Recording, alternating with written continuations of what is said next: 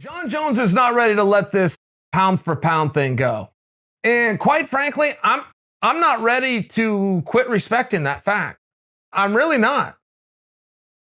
Jon's not getting back down from anything, including everybody telling him that he's being petty, that he's untimely, if you will, in the wake of Khabib's retirement.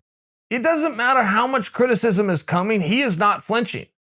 He feels he's earned it. He's willing to lay his case out, and he wants this to be known. Oh, and by the way, the ranking did come out, and they did change it. They put Khabib as 1, and they put Jon as 2, which he didn't like. Now, I couldn't really care less. I don't even know where you find that ranking.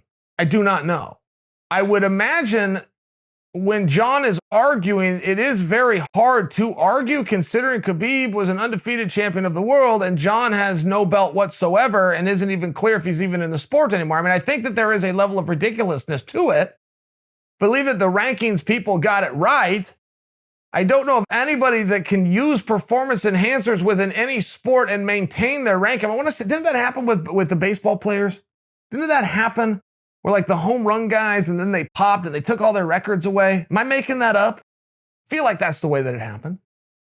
None of that is really my point to the fact that Jon Jones believes in something, wants something, and is willing to go fight to get it. I just respect it.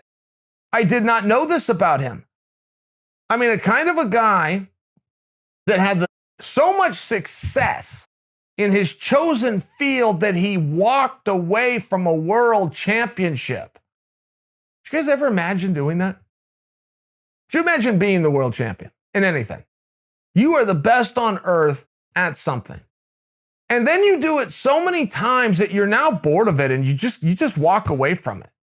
I mean, that's how successful this guy was. And I thought that was telling us that he's to a point where he's just over it. I mean, right? Everything turns into a job at some point. Very early in my podcasting days, I had a pro wrestler on, Buff Bagwell. Do you guys remember Buff Bagwell? Buff Bagwell was a huge deal for a period of time, and then he was just gone.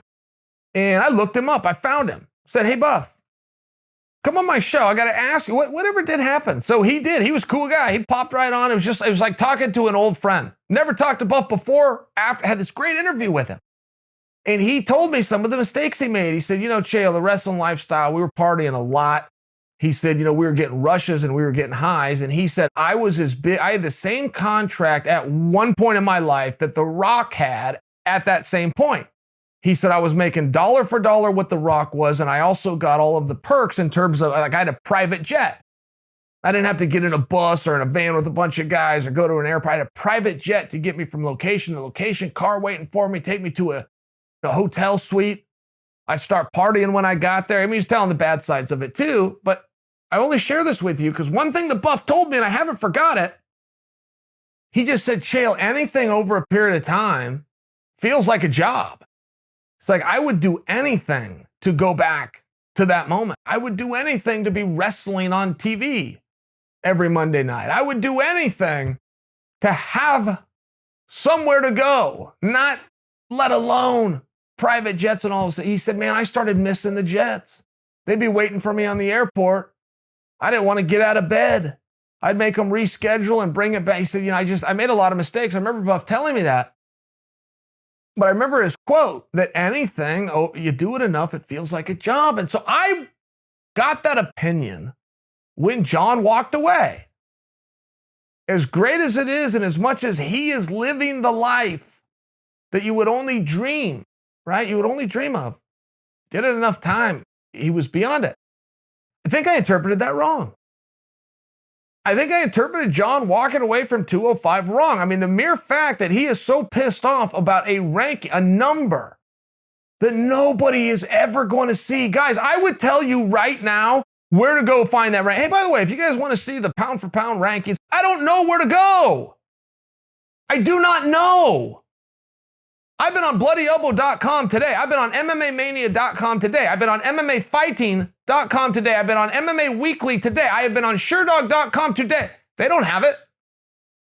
None of those sites have it. I don't know that they've ever had that. I don't even know where to find this thing. That is how unimportant and unconsequential. Jon cares about it. Jon's fighting about it. Randy Couture came out and said, if Jon Jones wins the heavyweight championship, it erases all doubt that Jon Jones is the GOAT, greatest of all time. And it's an interesting statement, right? It's very hard even right now to not say that Jon is the GOAT. Even the people, myself included, who don't think he's the GOAT, do think he should be in the conversation.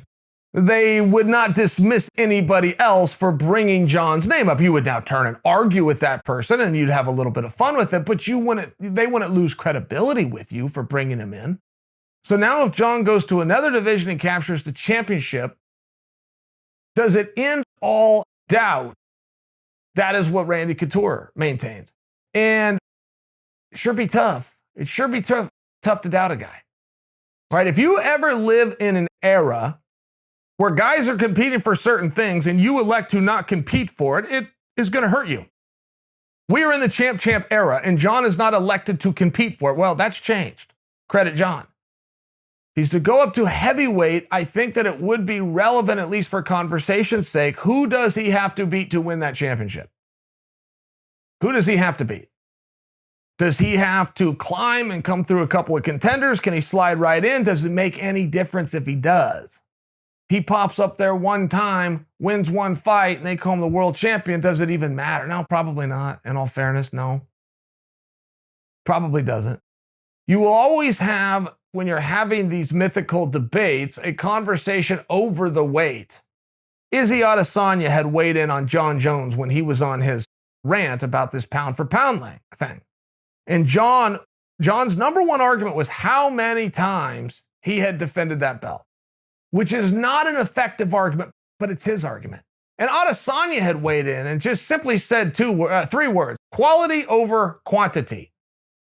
And Adesanya makes a good point, right? I mean, if we're going to talk about this and we're going to talk about Khabib, 155 pounds is the toughest weight class. If you're the champion of the toughest weight class, it has to matter. And the only other weight class that could be argued is 145 pounds. But it is for sure one of them. For sure. I tell you this, when I was an active competitor, I knew full well the heavier you get, the worse they get. I get it. So when you have a Conor McGregor who is the champion of 45 and 55, oh, and by the way, at the same time, I mean, there's a relevance. I don't know that this greatest of all time conversation is one that you could just close a book on. Think that you're right to bring in Jon Jones. I'm out here at Bellator right now. I'm a one-man show, by the way. In case you guys are wondering where my setting is, I'm like Borat, okay? I brought my own camera, I got my own laptop, I'm setting this whole thing up, I got my own audio, and then I get done and I go to the computer and I get it all out and send it to you guys. But it is relevant, the conversation we're having. I'm out here at Bellator to watch Lima take on Mousasi. Now, Lima's one of these guys in the sport who has never and will never get his full credit. Lima is so good. And in all fairness, Mousasi, kind of the same boat. They're going to be fighting 185 pounds. I remember the day Mousasi fought Mark Hunt at heavyweight. So it's just one of these things. You want to talk about pound for pound? Well, how about giving a little credit to the guys and we'll go with anybody no matter what they weigh? I mean, right? So Lima's going to move up from 170, where he's the current champion, to 185 to fight Mousasi. Now, the title there is vacant, okay? So they're going to be fighting. Mousasi used to be the champion. Many of you think that he is the champion. He's not. The title is actually vacant. They're fighting for the belt. So what happens when Lima becomes champ? Are you going to quickly dismiss him for whatever reason? I bring it to your attention because if Lima does do that, he will go into a very rare few people who have ever done the champ thing. Simultaneous, by the way. And he did it at difficult weight classes. All right? The easiest weight is going to be heavyweight. You're talking to a guy that used to be a heavyweight, so none of you heavyweights blame me for saying that. The next easiest weight is 205 pounds, and you're talking to a guy who was a 205 pounder, so don't blame me for saying it.